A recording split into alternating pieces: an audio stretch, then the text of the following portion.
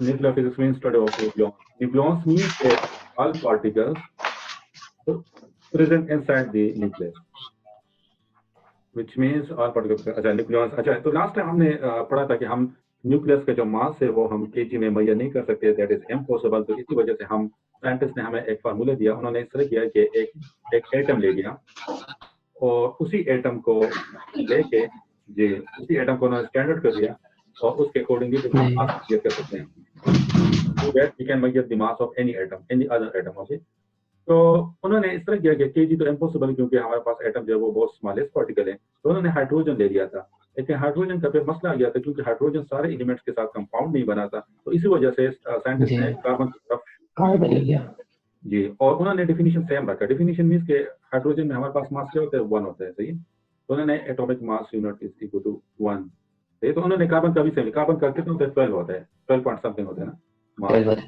तो उन्होंने क्या कहा कि आपका 1 atomic mass will be equal to 1 divide by 12 times mass of carbon,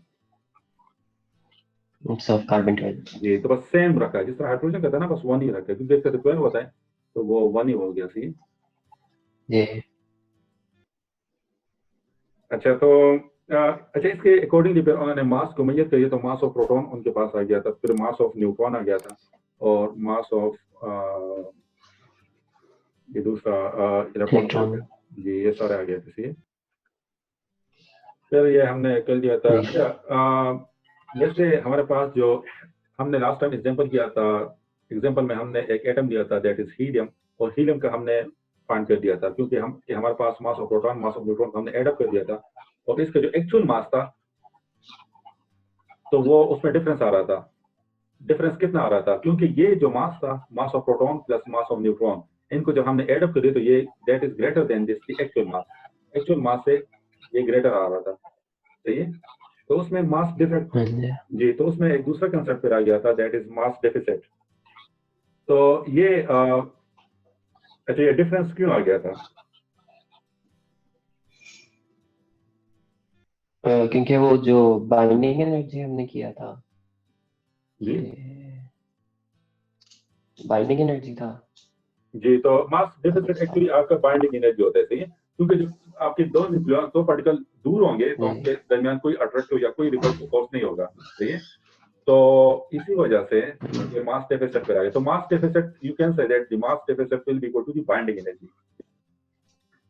अच्छा तो यहाँ पे ये मास आ गया था हमारे पास, ये हमारे पास मास आ गया था एटॉमिक मास यूनिट में, यानी यू में आ गया था, एंड दैट वाज, वो वैल्यू कितनी थी, वो वैल्यू आपके पास थी 0.0303, ये वैल्यू थी, सही है।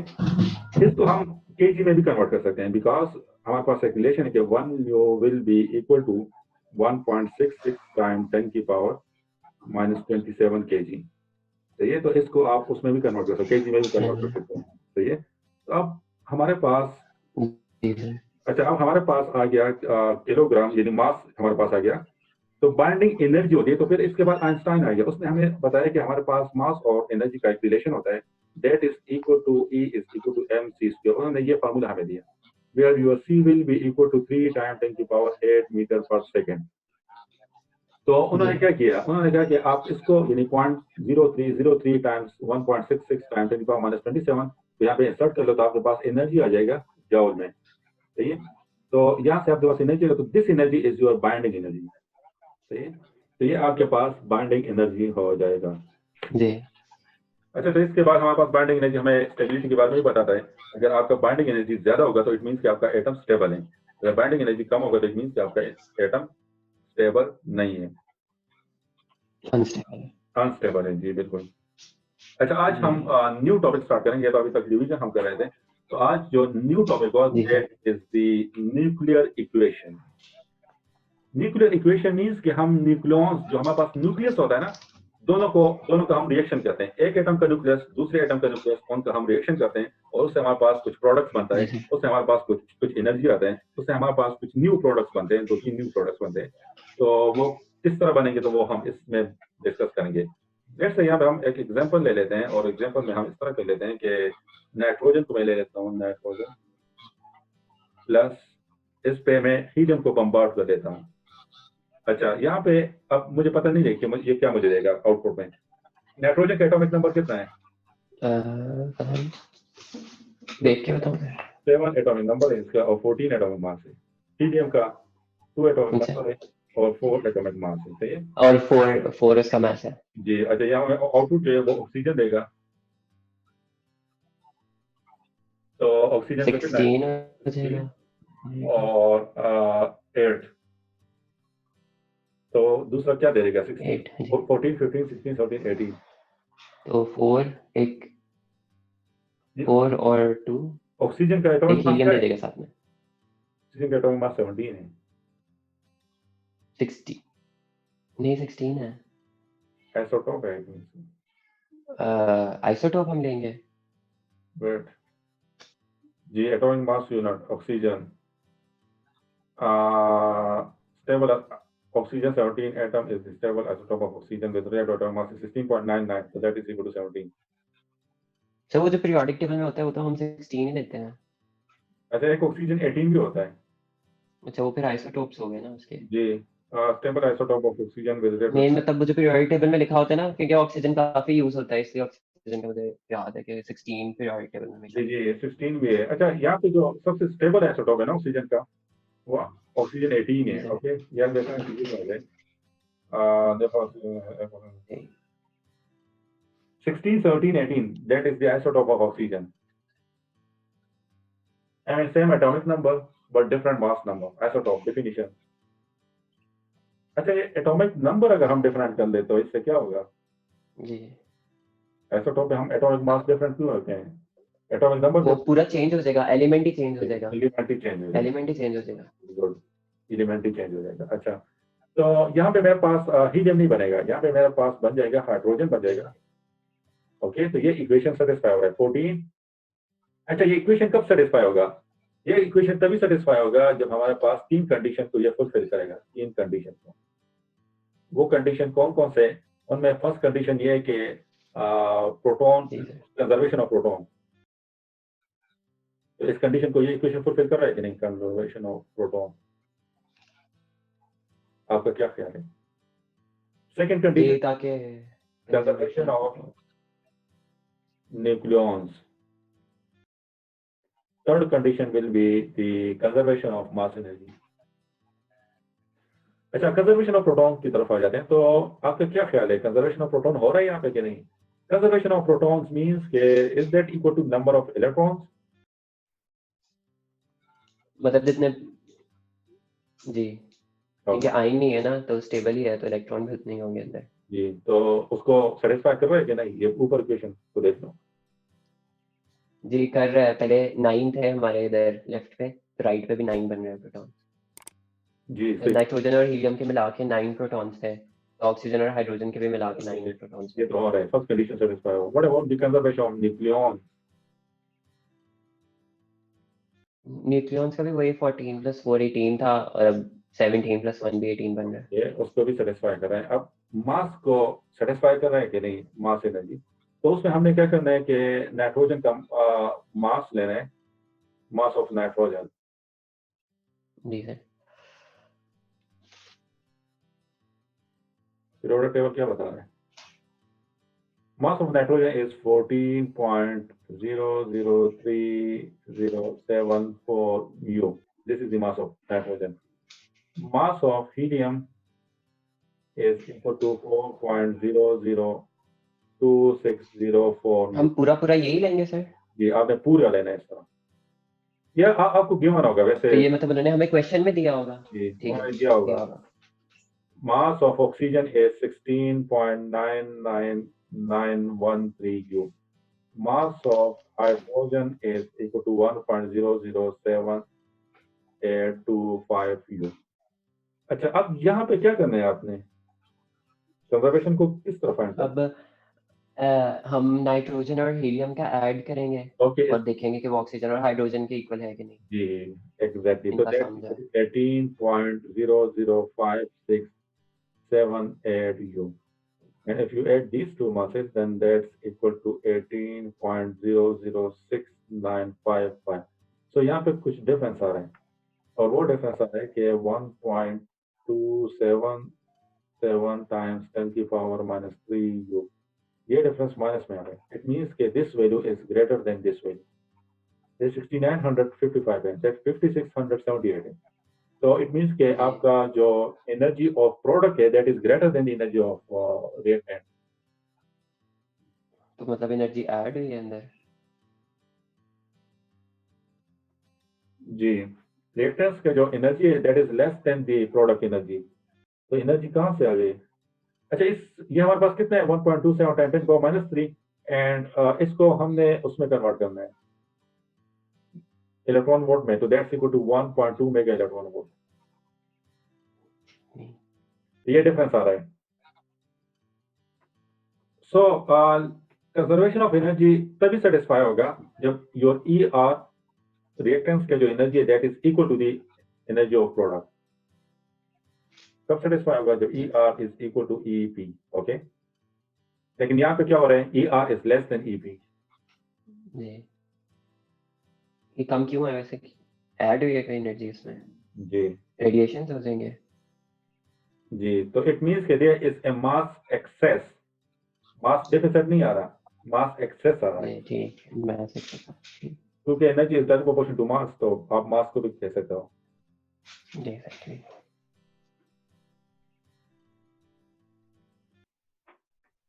तो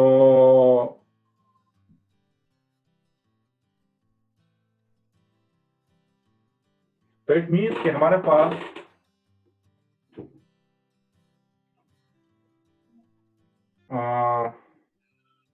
आपका माइंड क्या कहता है? ये क्या होगा? यहाँ पे क्या हो रहा है? रिएक्टेंट्स की तो वो जो बैकग्राउंड रेडिएशंस होती हैं वो आ गई हैं अंदर, रैंडम होती हैं, तो उसकी वजह बैकग्राउंड से. एनर्जी नहीं, वो तो फिर फॉर एग्जांपल आप भी तो एग्जिस्ट कर रहे हो ना इस एटमॉस्फेयर में, तो आपका मास तो हाँ ठीक है, मास को नहीं गए सर. वो एक्सोथर्मिक होगा तो वो आप रिएक्शन मुझे तो नहीं लेके हो जा रहा. रहे हो. अच्छा, एक्सोथर्मिक, हाँ. नहीं लेकिन रिएक्शन तो नहीं हो रहा कोई वैसे. हम्म, हम्म, वो जो आइसोटोप बने हैं ना ऑक्सीजन का, उसका मास ज्यादा था थोड़ा सा. मैंने दोस्त का जिक्र ही नहीं किया. या आपको शायद इस रिएक्शन ने आपको काम में बताया हो कि मेरा मास ज्यादा है.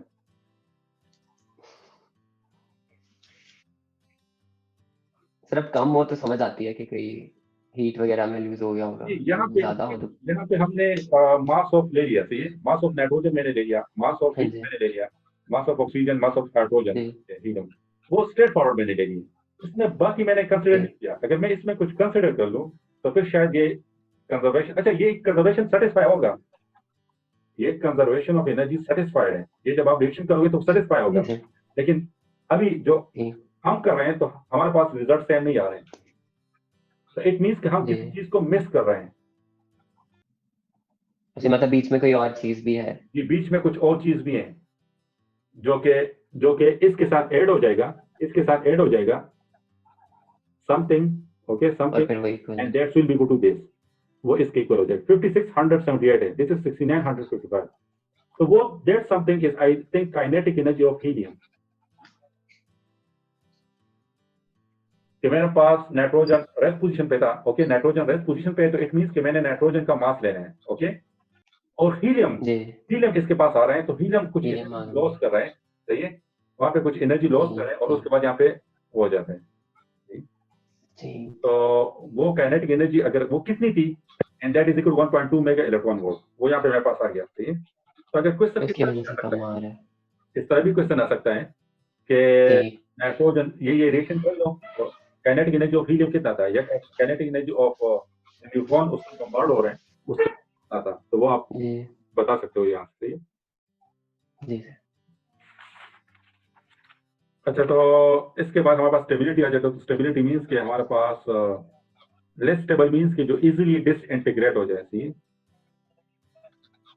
जी और ये depend on binding energy. Binding energy ज्यादा होगा तो स्टेबिलिटी आपका ज्यादा होगा. सबसे ज्यादा जो बाइंडिंग एनर्जी है ना, highest binding energy, that is 8 mega electron volt. 8 mega. जी 8 8 सर. जी. Okay, highest stability, highest binding energy is 8 mega electron volt. और जी which element is the most stable element in all periodic table?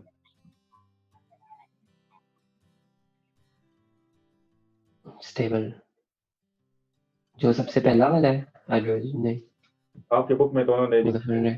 Iron है, iron हमारे पास सबसे, iron is the most stable nuclear. अच्छा, यहाँ पे एक ग्राफ है, उसको डिस्कस कर लेते हैं, जी सर। उसके बाद equation है, उसको करते हैं आपको। अच्छा, हमारे पास एक ग्राफ है और ग्राफ के ऊपर है कि ये आपका y एक्सिस हो गया, ये आपका x एक्सिस हो गया, और यहाँ पे आपका न्यूक्लियॉन नंबर आ गया, यहाँ पे आपका बाइंडिंग एनर्जी,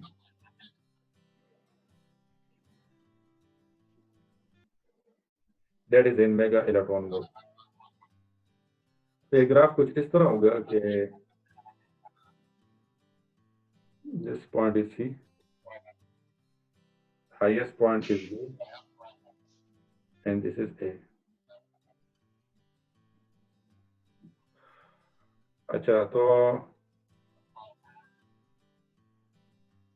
यहाँ पे न्यूक्लियॉन्स नंबर कम है, ओके, A से B तक, तो इट मीन्स कि ये लाइटर क्या कहते हो, लाइटर न्यूक्लियर है, जी यहाँ से यहाँ तक लाइटर न्यूक्लियर है। तो ये है क्या, ये मतलब पीरियड के क्रॉस है? उसके बाद हैवियर, वेट मैं बताता हूँ, हैवियर जी, हेलो, ये जो मतलब ट्रेंड है ये पीरियड के क्रॉस है? किस तरह पीरियड है? हेलो नहीं नहीं, ये इस तरह नहीं है, ये आपका जो पीरियड टेबल है ना, जी सर। यहाँ पे एक एलिमेंट होगा, यहाँ पे दूसरा होगा, यहाँ पे तीसरा होगा, वो अकॉर्डिंग टू बाइंडिंग एनर्जी है, हर एलिमेंट का अपना अपना बाइंडिंग एनर्जी होता है, सही है, सही है। तो ये आपका हाईएस्ट बाइंडिंग एनर्जी है, and that is an element at this point is iron. Iron जी, आयरन का सबसे ज्यादा बाइंडिंग एनर्जी, आयरन का जो मास होगा ना वो यहाँ पे आएगा।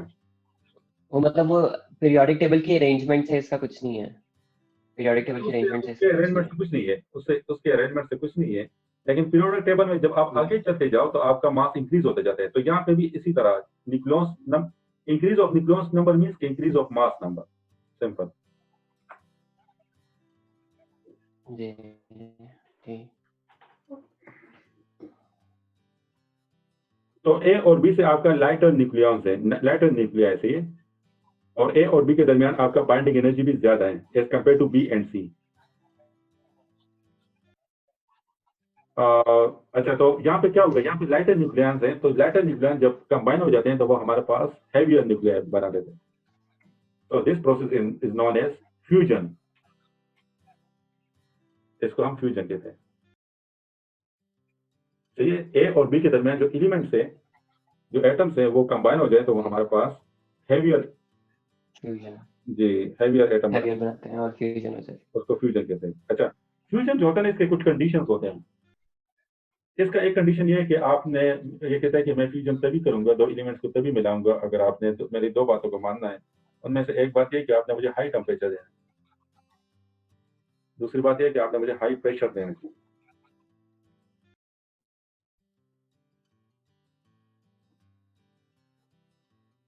सही है। तो इसको हाई टेम्परेचर ऐसा नहीं कि जो यहाँ पे इसको बहुत ज्यादा 1000 डिग्री में, सन में हो रहा होता है। ये तो ये कंडीशन इसके हैं, लेकिन ये कंडीशन यहाँ पे हम फुलफिल नहीं कर सकते, तो इसी वजह से ये ज्यादातर स्टार्स में होता है, ऊपर जी सन, वहाँ पे ये, क्योंकि वहाँ पे ये कंडीशन सेटिस्फाई हो रहे हैं, हाई टेम्परेचर हाई प्रेशर, तो इसी वजह से ये ज्यादातर फ्यूजन वहाँ पे होते हैं।